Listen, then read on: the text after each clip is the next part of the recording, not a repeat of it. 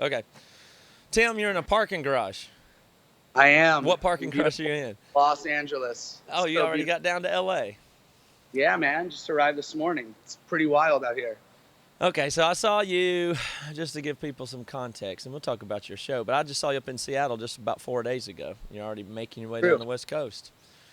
Yeah, man. It was good hanging in Seattle. Oh, for yeah. Sure. Yeah, I saw you a couple days in a row. It's really cool that you're doing this on Skype and just no headphones and right there, and you can walk around and show us L.A. if you want to. It's pretty neat. Yeah. For the Pretty video wild. version of this, though. So, oh my gosh, I'm just gonna have to. I would feel uncomfortable starting any other way than telling people how impressed and moved I was with the Underoath show I saw this week. And I told you that the night of. I don't know if you believe me or not, but do you?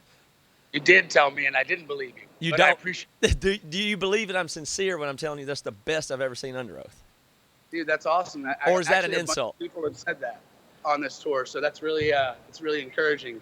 It's their biggest fear is losing whatever that magic was that connected people, you know? And it's cool to hear that, like, we still have it or even have something more than it now, which is really cool. Well, is there any way you would take that as an insult when you're playing for some big crowd after all these years and seeing you a million times that this would be your better show, or would you rather hear that, man, when I saw you at CMJ in 03, it was just so raw? No, I mean, I think it's cool. I think that it's funny when people aren't used to seeing bands progress in a positive way for 10, 12, 15 years. So we've gotten a couple, dude, I can't believe that. You guys still got it, kind of like they thought we weren't going to be good, but then they were so impressed that we were. And then there's other people like you that are like, dude, I've seen you, 20, 30 times. And like, that was by far the most like intense or tight or emotional time I've ever seen you, which is, all those compliments are good. And yeah, I mean, our goal is always to be better than we were last year. Do you like it better though, or do you feel like the small like 800, 1,000 size is more fun? No, I actually really like it. I think that the bigger picture is like really just the amount of effort it takes to be in the band. It's just the longer our sets are, the more tired you get, and we still beat the hell out of ourselves, and that's kind of a thing where even if you say, yeah, I'm just going to take it easy tonight, like after that first song hits, you're just like off and gone and kind of on the adrenaline wave. And I think, I think the bigger stages allow for more movement, allow for more, I guess, performance maybe. Yeah. But overall, man, yeah, I like all clubs. I mean, I love 500 cap rooms. I love 5,000 cap rooms. I think we're playing 8,000 or 10,000 tonight in LA. Oh, so my it's just gosh. like, yeah, I don't know ridiculous. what the pre-sale is, but I think the Shrine's 5,000, and that sold out like a month ago. So then they moved it to the Shrine outside. It just looks like Warped Tour out here. It's wild.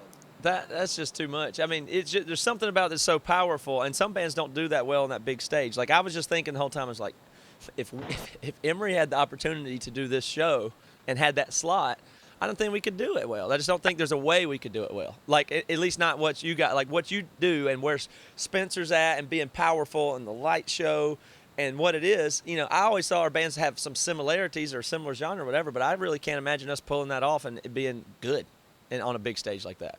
I really can't. Yeah, but I think it's a learning curve too, because I mean, I think the first show or two, we were kind of getting the grip of the crowd and realized like nobody was coming to see us, or if they were, it was like their first time, so they don't know what to do and how to act, and they're a younger fan. Yeah. And we realized like it's not that anyone isn't having fun, it's that they don't know how to have fun and what to do. So then we started integrating more like intentional engagement, everyone put your hands up, go like this, everyone jump, like stuff like that is almost feels easy at first, but then you realize like the feedback you get from that, and now all of a sudden we're doing the thing that normally naturally happens at an Underoath show. It's like cool. So I think by the time you saw Seattle, Spencer had kind of really leaned into not just being the front man of a band, but kind of conducting a crowd as well. I'd never seen him do that before like that. It looked like he was born for it, but I saw it. Yeah, it's a weird thing because like we don't come from that scene where, you have to conjure up emotion and conjure up movement. It just naturally happens, or it doesn't. Yeah. And this younger crowd's just so different. They want like communion, and they want to speak to you and be spoken to, instead of just, we're going to headbang with our backs to you. Like, go ahead and get your nose broken real quick in the mosh pit. So yeah. I don't think it's better or worse. It's just different. And we had to very quickly learn the difference. But I think we've leaned into it and still kept an Underoath thing alive with that, with also kind of not catering, but learning this audience and winning them over in the way that they need to be won over, which is different than 10 years ago. It is a little cheesy on some level, though, to say, everybody put your hands up, bob your head like this, that kind of stuff. It certainly works. But did you find it cheesy at first, like you said? Did you have to get over that, or were you glad when he finally started doing it? I think that it feels cheesy to the person, to the us. I don't think it ever, on an outside level, looks or feels any type of way. I think it's more just, we're not used to doing it, and it's like doing anything. It's probably the equivalent of, integrating a new thing into your sex life that's, super normal but weird and new to you. And it's like, oh, okay, like, let's try that. And then a month later, it's like, oh, that new thing that we do now, it's fine. It's kind of like that. I like that analogy. We hit a normalcy really quick and just realized, like, oh, that's a new component of our dynamic. Yeah, definitely. And then I guess the other aspect of that is, I wonder what people think about it if they realize that you wind up essentially on stage, at least as a front man, saying the same thing every night in the same breaks. Do you think that people understand that? I mean, it's like it's as old as Spinal Tap to do that, not know what city you're in and repeat their own city or whatever it is. But do you think that's officially the best way to go, is to have a basic formula of what you're going to say between what songs every night? Is that part of your set, or is it, should it be more organic? I think that Spencer's more formulaic. I think if you saw 3 shows on the tour, you'd probably see 90% of the same calls to actions at the same times. I think for the rest of us, that gets counterbalanced with, more organic stuff, as far as, am I facing Aaron? Is Chris playing the drums here? How are we reacting to each other? I think every stage and every crowd does dictate the show. But I think from the microphone, it's generally the same spots, because we only have a few moments where we can even do that. So it's not really, it's not like we can choose your own adventure every night. It's kind of like we have 50 minutes and we have 5 or 6 really big moments. And if you miss them, it's not like you'll do something else. It's just you miss the moment. So we maximize everything we can. And yeah, I think it is interesting. But I think for calls to action, for performing, it's acceptable. I think when it becomes this thing where artists are telling like a sob story and in between a song, and they cry at the exact same point every night, and they're talking about, like, their sick parent or their first girlfriend and what the song's about. Like, I think when you get to that level, when you become like theater, I think that's a little like sad.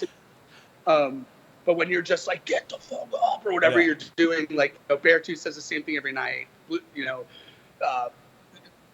Me the Horizon does the same thing every night, and it's just, we're honing the performance. It's the same song. We're just getting better and better at playing it, type of thing. Yeah, it's a production in itself. I got 2 things that came to mind when you said that about the artificial tears and the acting on that.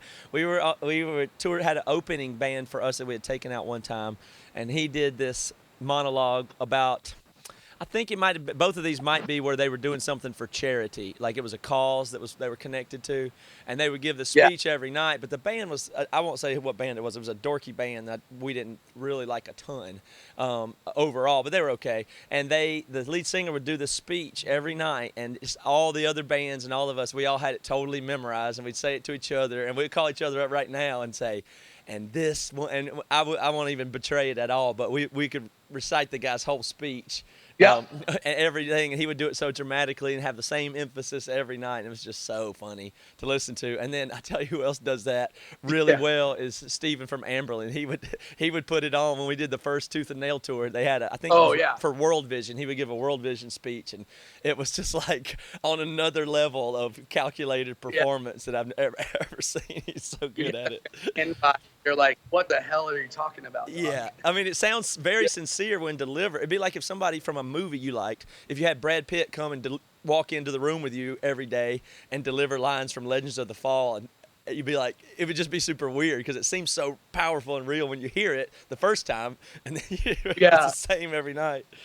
Mel Gibson walks in every morning with a cup of coffee. They'll never take our freedom. Exactly. And Face painted blue. Like, it's not the same anymore. yeah, not the same impact after a bunch of times.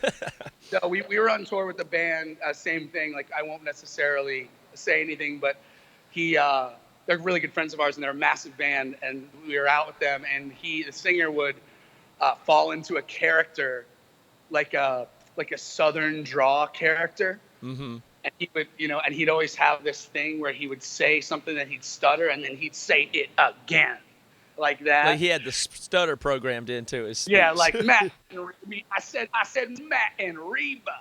Like, and then he'd do that, and he'd kind of bow to the crowd, and the whole place would explode. And it's just like so sick. But then every once in a while, you're like, oh, here it comes, and you could kind of do the. And it's just like within 2 degrees, you nail it every night because it's the same thing. Yeah. But yeah, I mean, and that's just performance, man. I mean, I think at a basement hardcore show, it's different, and different things are going to get knocked out of tune and things like that. And I think that's what people like. Sorry, there's an ambulance running by. I think that's what artists like you and I miss because we come from that world. And it's like, man, like, why is everyone on digital amps and auto tuning, guitars and wirelesses and light shows? It just doesn't feel real. And I think, you can make that real. And the difference is like some bands need production to sustain themselves because they can't put on a show. And I think for bands, like us, Let Live, Every Time I Die, things like that, like the lights, the banners, the pyro, if we ever can afford to have it or anything like that, is really just going to accentuate what we do. Mm-hmm. And we use it as like an extra garnish on the cocktail that is what we do versus having it be very production forward and just us being anyone in front of anything. And I think that's the difference is a lot of people are, not really paying attention to the bands anymore because there's so much going on, where for us, like, we always want to be the focus and we just want things to accentuate our vision. So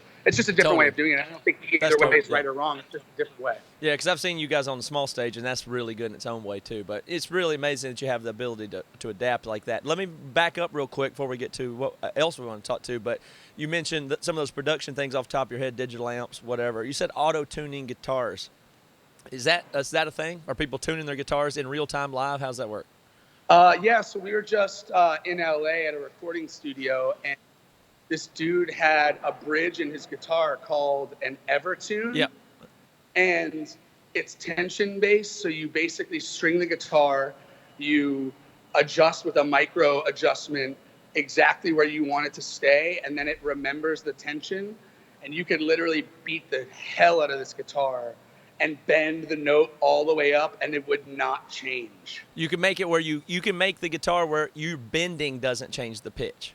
Exactly. You have to almost break the thing and have its like reaction time have latency, just so when you bend, it actually bends. And I would go like I would bend. It would give me 1/1000 and then adjust and go right back to tune. So there is a time frame for that. I mean, that seems super weird. You want to be able to pull on the strings a little bit and make it have some character. Yeah, you'd be surprised though. They don't. And I mean, it's like, and that's the whole thing. Is like now even a bad guitar player can sound perfectly in tune all the time. But I like the natural part of the way I pull on the strings. Like even within a chord, I'll bend my one finger just to give that. I mean, I want to hear that. I can control you like it. That? Yeah. I like it. I mean, I like for my guitar to be in tune, don't get me wrong, but I like to put character into, I will pull on purpose in certain chords on certain notes. I mean, I'll vibrate over the 2 strings right here and hold down the other one. I like that. Totally. Yeah, I mean, and that's kind of, again, where I come from, but it's just an interesting thing where, pretty soon you won't even be able to need to play anything. And I think it's a really cool time to be alive in that, because there's a lot of people that have really good ideas in their brain but don't have the musical ability. So I love that. That's true. Auto-tune and Ableton and things like that are allowing, mind geniuses that aren't talent, quote unquote, geniuses actually flex their mind and become talented, which I think is really, really important. And I think that's just a different talent. It's not like cheating. And then there's the whole other purist in me that's just like, man, like, plug in, like take your electronics out and throw your pedals away and just turn up and let's go. Yeah. What are you playing amp-wise? You're not playing digital amp, are you? No. I play Orange Dual Terror through a Janus 212, and then I have like 4 pedals. I have a Pog pedal, octave pedal, and then I have a TS9, and then I have a Strymon delay and reverb, and that's it. You have a Strymon delay and a Strymon reverb? Yeah, I have the Big Sky and the Timeline. Oh, nice.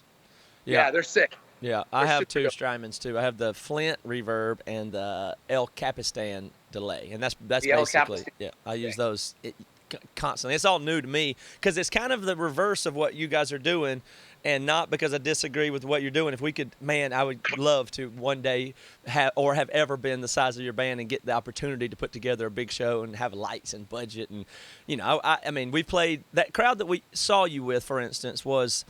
I was struck by, I don't know what it was in Seattle, but I'm going to guess it was 5,000 or 6,000 people. 5,000? Do you think? Yeah, I think it was six. I think a little over 6,000. Yeah. So the biggest crowd I've ever played for indoors was in Sydney, Australia. It was Story of the Year, and it was about exactly that size. It was 5,000 people, and it was hilarious. Like we weren't prepared for it or knew how to even handle it, but it's like.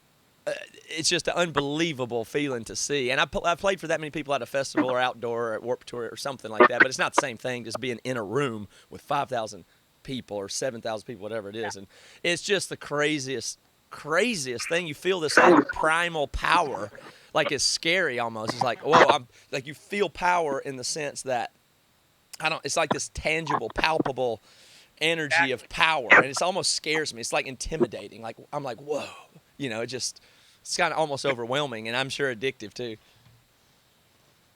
Yeah, I mean, I think that there's even a lot of studies on that, right? Like group think. Even like churches. Like I was talking to one of my friends who's a worship leader. He's like, they teach you in worship school that there's like supposedly there's worship school. He's never gone to it. He was just like talking about how contrived the whole thing is. He's like, there's certain keys that are universally like scientifically proven that are out of the average person's range, and when someone has to reach really high, their oxygen levels get weird and they release endorphins and they feel like an experience. And if you can actually get 400 or 4,000 people in a church to all be releasing endorphins at the same time, there's an energy that even scientifically happens between just matter that it becomes powerful. And then you feel the Holy Spirit move, or you don't, and you feel the vibe of the room, or it's all happening at the same time.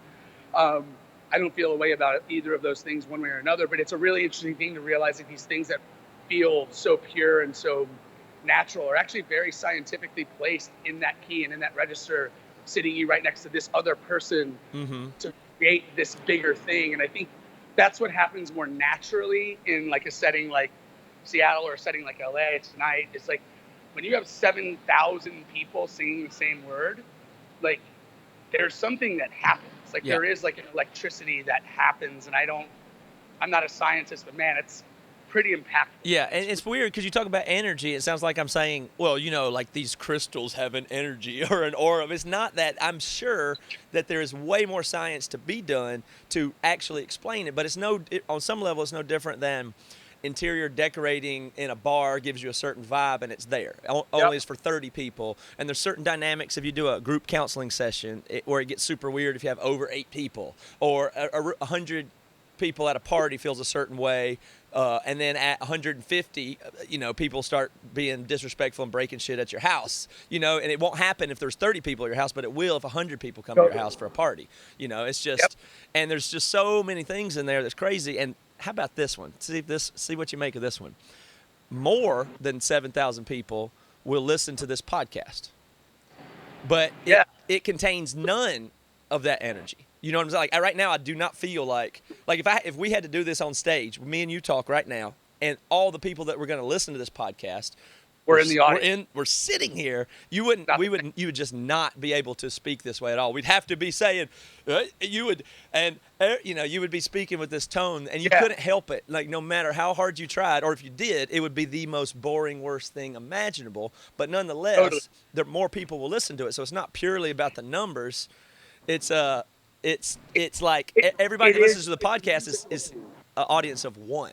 but there's tens of thousands of them, but it's one at a time. It's really weird. Yeah. Yeah, and I think like with music, it's different because there's an interaction where if, we all like where that magic and that energy would happen is if we were in front of 10,000 people on a podcast arena and we were talking and there would be no energy until I tell everyone that it's actually your birthday today. And we all want to sing Matt happy birthday. Oh, yeah. I say on 3, everybody, boom, electricity. Because now we're all doing the same thing together. And as soon as we're done, we're back to, dicking around and talking about whatever we want to talk about. And they're just observers and they're not participators. So I think there will be those moments. And that's why I think comedy's similar to a podcast, but it's more electric because you're talking to the group, you're trolling the guy in the front row, you're making jokes and you're all laughing together. And it becomes this like electric thing. And then you go back and watch the Louis C.K. special of the night you were actually at, and it's not as impactful. Right? It's like, because you're not there, the group think the big wave of like molecules is gone, and there's not that energy and emotion. It's just a really funny guy on a very small screen while you're in your bed about to fall asleep, and it's not the same. That's right. So you could like a band live that you wouldn't like if you heard their recording, and you'd be like, holy shit, that band was awesome. Then you go back home and listen to the recording, like, yeah, whatever. Well, I think that's like the number one thing, right? I mean, you can't capture what Norma Jean did live on a record, even though Bless the Martyr did a very good job of doing it. Yeah. So wait, hold on a second. I want to hear that thought, but you already made a twist in it. Are you saying that the group part adds to what's going on, or are you saying that it's the fact that the medium can't capture what's actually there? There's two different things, I think. I think that there are records that feel real. Like I think Bless the Martyr, for one, At the Drive-In Relationship of Command, I think that record sounds like human beings flipping out in a room. I think, for instance, an Underoath record sounds better than all of those albums, but you can tell it's not the same thing as a live show. Does an Underoath record sound better than an Underoath live show? I would 100% agree that Underoath sounds better on record than live, and we feel different live than you'll ever get from a CD. And but the live show is still way better and more powerful than listening to a record, always. I agree. And I think that's really the thing is like, if people, I see these bands and they're sitting there trying to nail their solos and they're not moving. And it's like, you haven't looked at your friends in your band, anyone in the crowd. You've just been staring at your fretboard. If I wanted to hear you play perfectly, I'll just listen to the album. Yeah, watch a YouTube video of you do a playthrough then. Let's do something. And you don't have to jump in the crowd. You don't have to curse a security guard out or pour beer all over your drummer or something stupid to be entertaining, but you're not entertaining at all. So it's like Underoath's always been loud, out of tune. Sometimes our stops are a little and that's just the way it's never going to change. I think we're really tight. I think you're pretty tight, but yeah. Bands. Because we've been playing for so long. But I mean, if you were deaf and you watched us, I would imagine you would think that we're not nailing anything. And I think that's a really good litmus test. If you lost one sense and all you could do is hear our show, does it feel? Does it feel real? Do you feel like Aaron's beating the shit out of his drums and I'm wrecking my guitar because I care? Or do you feel like I'm performing for you? Yeah. And then the same way, if you were deaf and only could see, are you great way to look at it? You feel that energy, and if you could nail both, you're the greatest band of all time. Well, there's something wrong with that thought that says, no, my job as a musician, I don't care about what I look like. But if so, don't get on a stage at least. That's fine. If it's fine for somebody to say my art is only the 44.1 16-bit file that I create. That is absolutely acceptable. But don't pretend like if you do go to perform that the only thing there is audio. Don't act like I don't like that. Oh, churches and the churches and sometimes are the worst. Don't wear those cargo shorts. Maybe lose a little weight, to be honest. Sometimes I think that's reasonable for a performer to think that way without being fake or artificial or something like that. That's not really what it is. But you have to understand you're engaging people's multiple senses in art if you choose to present. It's the way you look, the way the room smells. It's the way the room feels. It's not vanity. Yeah. And I think that's really important. But which one's real? Is the CD real or is the performance real and the CD's a reflection of that? Because if you go through history, I have always natively think that the recording was the real thing. Because I was guilty of saying, I don't give a shit what I look like. What are you talking about? My job's to make music. Don't even ask me about an album cover because I'm not good with visual. I'm not a visual guy. I'm an audio guy. So I'm making these records. But when I look back over history, I realize, oh, recordings are this thing. Like, music's always been about performance. Always, through all the ages for hundreds of years. And they were doing chamber music and theater music. And then they're doing, eventually in the 50s and 60s, they started getting around microphones and trying to release soul records and put them on the radio. And then I grew up in the time where it's like, you make records, and all I ever did was listen to Nirvana and Soundgarden. And I never thought I would ever see them play, and I never did. Well, I mean, I can still see Soundgarden, but, yeah, you know. So to me, the audio format was primary, but overall, I don't really think it is.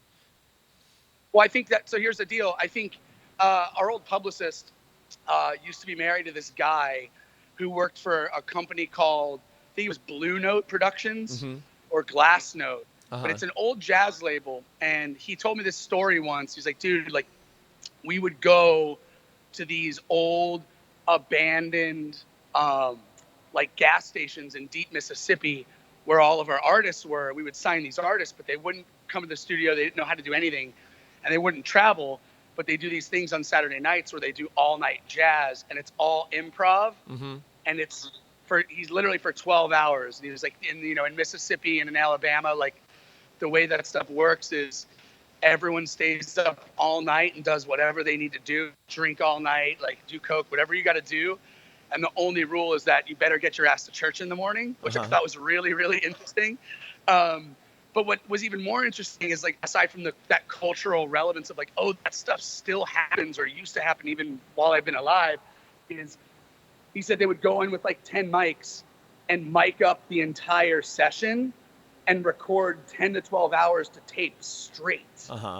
And then they would take it back to LA or wherever they were, and they'd actually listen through it and try to cut together songs and make albums out of that. That's cool. And so I think, at the purest form, the reason why recorded music exists is because they want to bring what happens in the room to as many people as possible. Yes, that's right. So that's how recordings, that's the point of recordings, originally at least. Yeah, it started first on stage, and some dude named Matt Carter, who knew how to record, said, oh my God, I just saw Underoath, and they blew my mind. I got to get this out to more people, but I can't clone them, clone their music. So let's do that. And that's kind of the thought process. Yeah, but is it reasonable?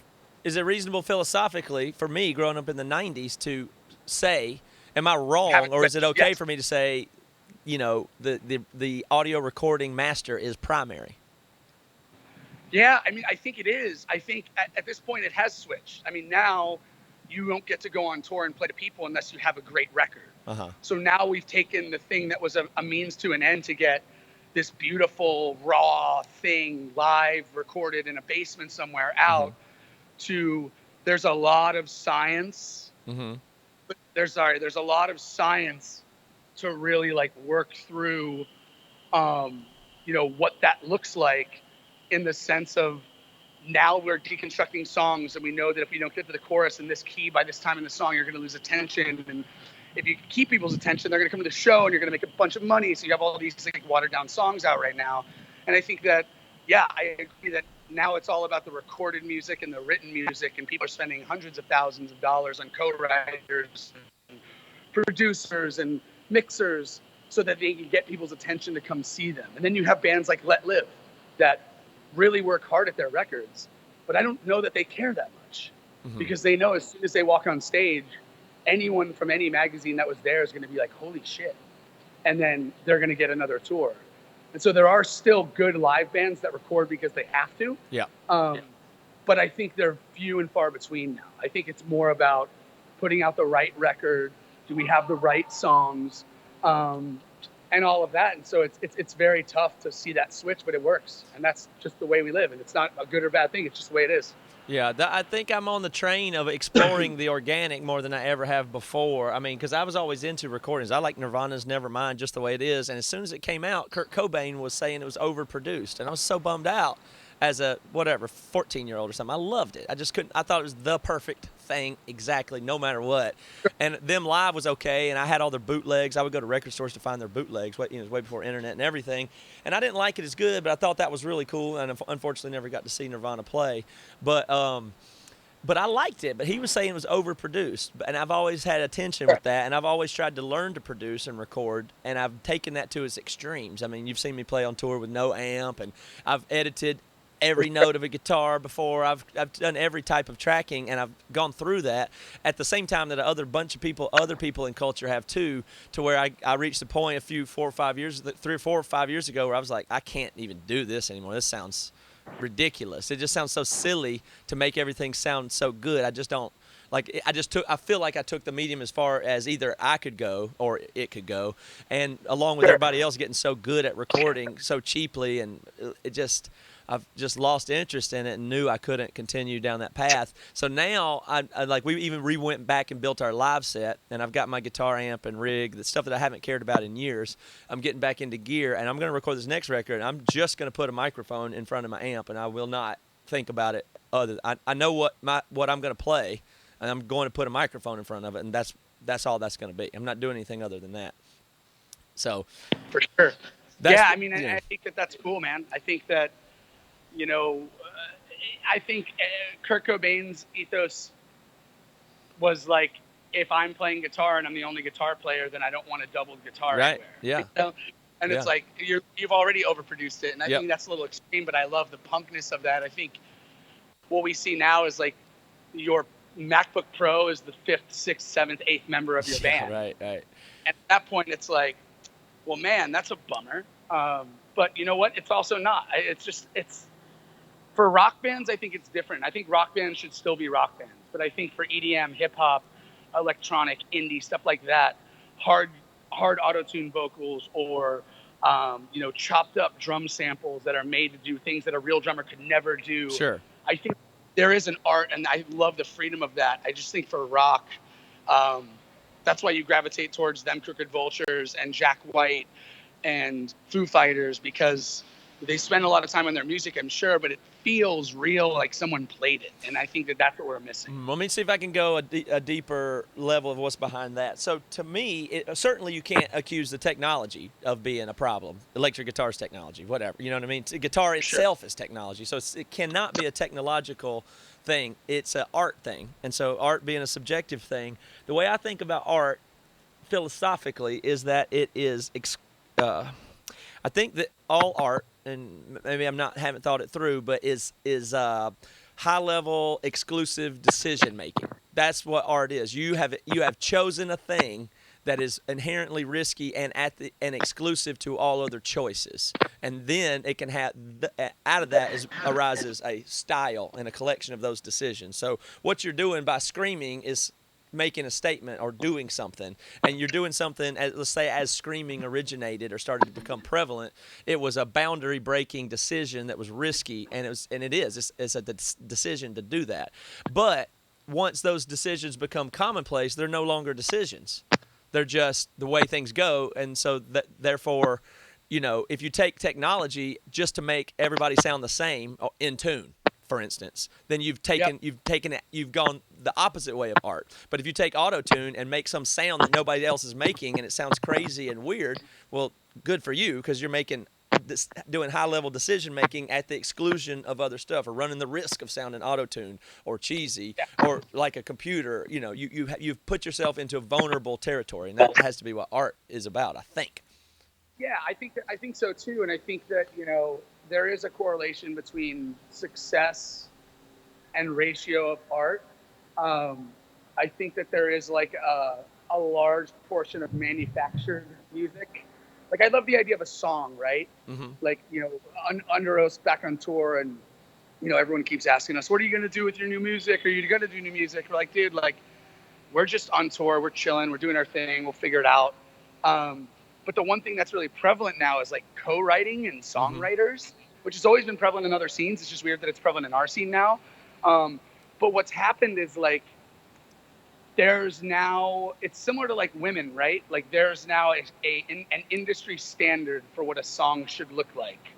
it's a size 2. It has blonde hair, big boobs, bright red lips, and that's what a song should be. Mm-hmm. And then you have all these other artists that are just different and interesting looking, or maybe have some scars or whatever. And there's this kind of like, oh, that's just not a good song. That's a bad artist. Like he played that part for 4 minutes straight. Like he just doesn't understand structure. And I love this like new dialogue that we're thrust into, where it's like, if you don't fit in this box, then you're not paid and you're not respected and you're not producing anything worth listening to. Whereas like writing 4-chord songs is the easy part, I think. It's just a weird, like, these songwriting guys are just running around telling people that these are how songs, are made. And it's a very, almost not even a degrading thing. It's just more of like a state of the union where, I've even had people say like, well, like you do what you do, and then like I'll do like the real songs. And like, and it's kind of one of those like, oh, Tim doesn't write songs, he like feeds back and gets a delay pedal out and like goes on a 10-minute acid trip, and then we have to bring it down to 4 minutes, and he thinks that's a song. Like, let's pat him on the back and move him along. Like, we'll love that young, arrogant, ignorant energy, and we'll turn it into a product. Yeah.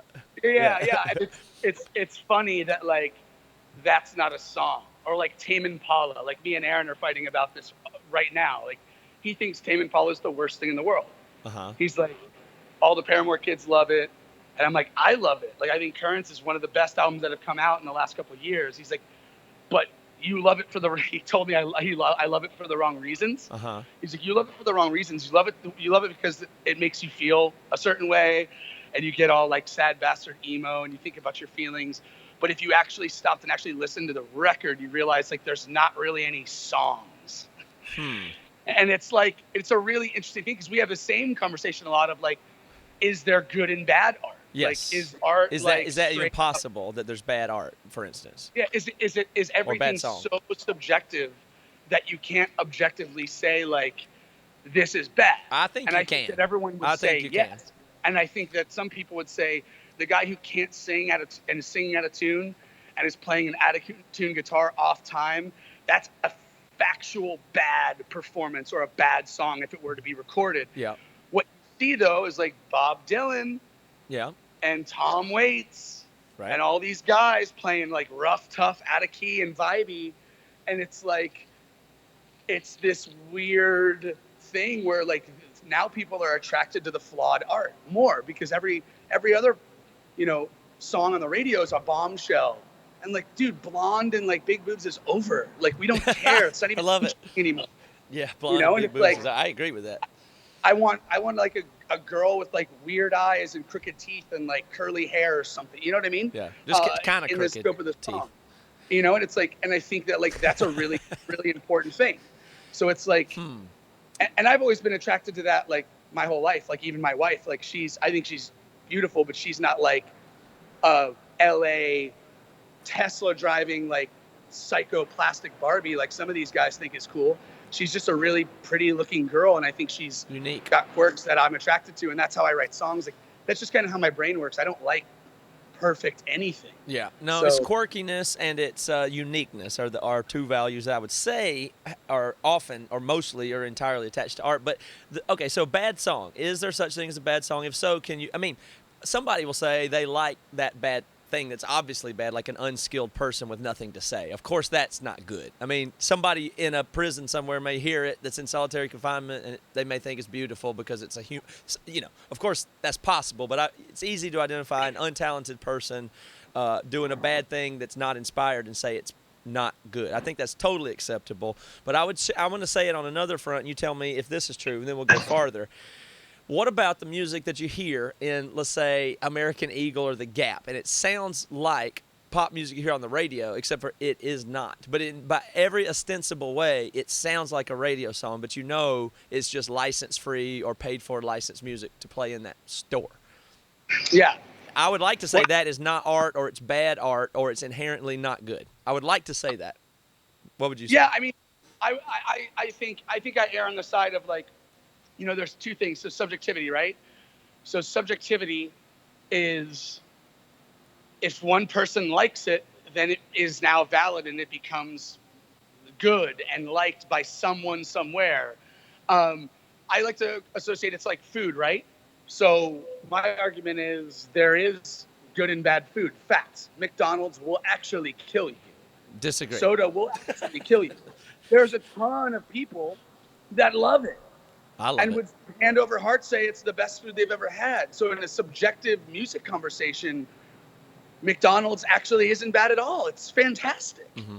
It's totally fantastic. It's just not for me. But it's no less than the vegan food I ate yesterday that's actually scientifically healthy and going to make me live longer.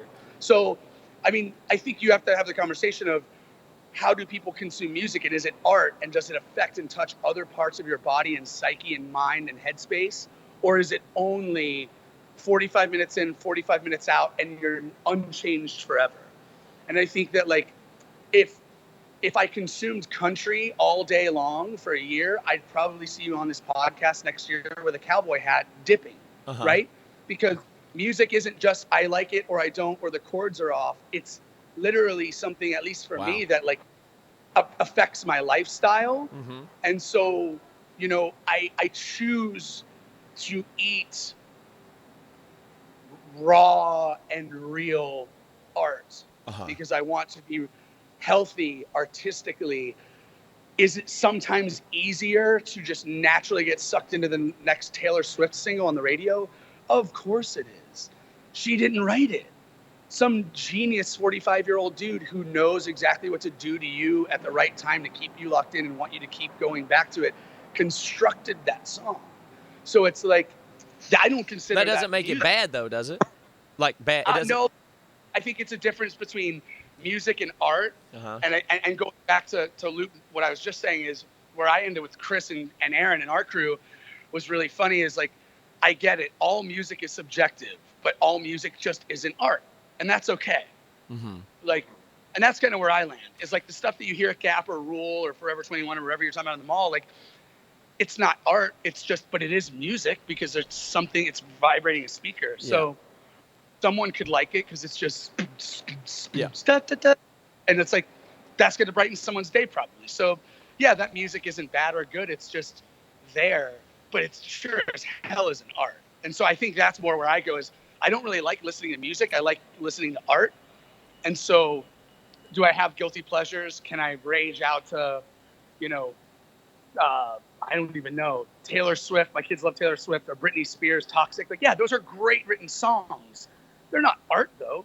They're a streamlined, perfectly made product. Mm-hmm. And I don't like products. I like art. Yeah, so, I mean, that gets gray at some point. There's some place where you have to cross over and say Rage Against the Machine is a product and not art or whatever. And I know where you and I divide specifically. I'd like to, so I guess you would say maybe that's a bad song, but I know where you and I divide specifically because we have the conversation 100 times. It seems like everybody in Underoath and everybody in Emery divides over the issue of is Metallica good or not. Yeah. And I say they are awesome.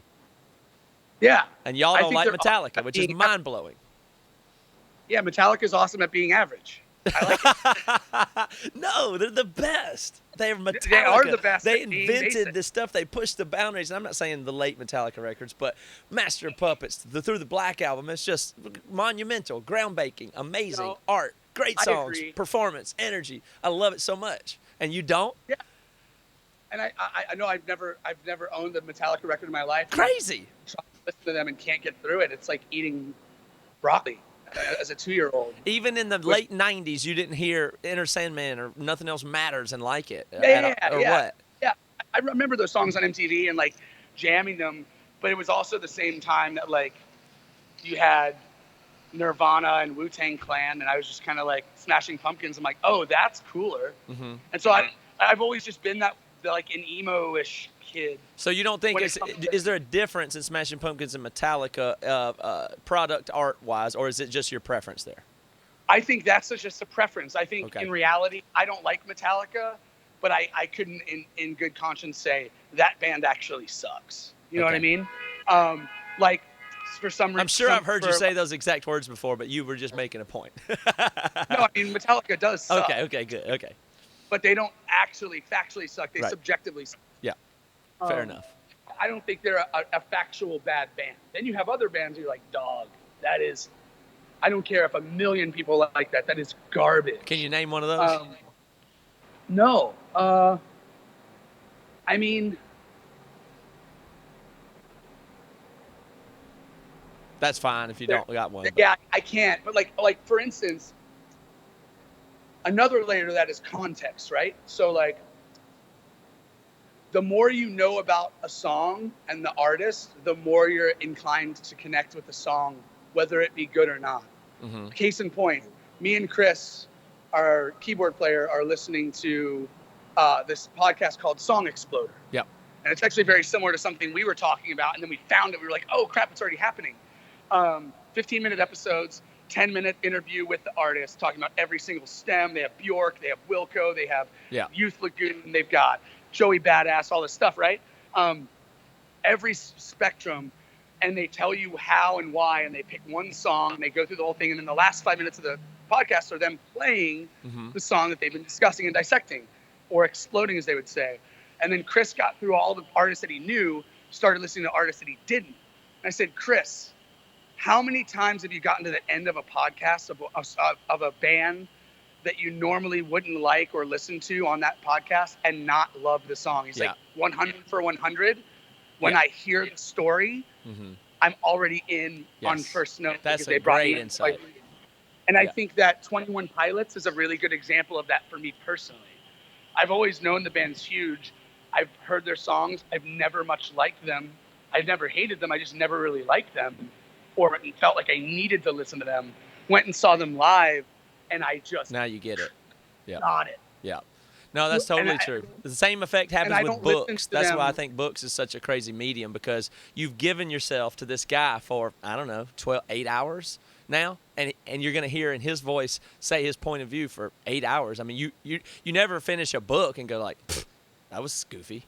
You just don't do that. You already pre-selected what you wanted to be told, and then you gave yourself to the person, and then you gave them hours. So it's almost always going to work if you can get somebody to read your book. And I mean, I think that's like something we're gonna explore with even Andy, like Minio, who I work for. It's like we have new music at some point, and it's like, how can we shed light on where each of these songs came from? Because as soon as we connect someone to the song from a DNA level, they're going to love it, and it's going to like hit them, and it's going to stick with them, and it's not going to be something that's on the stream list for a week and then goes away.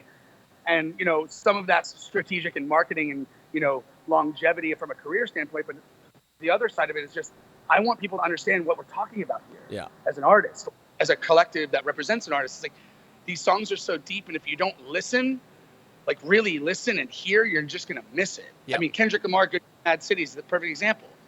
There's people in the club getting hammered every night to wake up, drink, headshot, drink, and that song is literally about not doing that. But the hook is a party hook. That's right. It's like, oh shit, round of shots. And it's like, if there was even a 30-minute documentary and he took 10 songs and spent 3 minutes on each song and just bam, bam, bam, bam, bam, I bet that record would change meaning for everyone that has listened to it 1,000 times. Yeah, they would give it their time and attention to get to connect with it. And they would understand the nuances, because like he's saying things that are so nuanced and it's not so blunt. And that's why blunt, basic music works. That's why bad music and bad pop music are the thing. Because you say the thing and people don't have to think. They can just jump in the river because the tide's so fast and just have a fun ride and not have to work for it. Yeah, absolutely. So it's tough. Yeah, Tim, you're good at this. I've enjoyed talking to you today. Let's do it. We'll do it for the next several weeks here and get through a bunch of topics and music or music philosophy, whatever you want. You can talk about whatever you want to, but you're very popular on this show. It's because you have a good talent verbally. So let's keep doing some podcasts together. I'll talk to you next week. For sure. See you guys later. All right, have a good show tonight. All right, peace.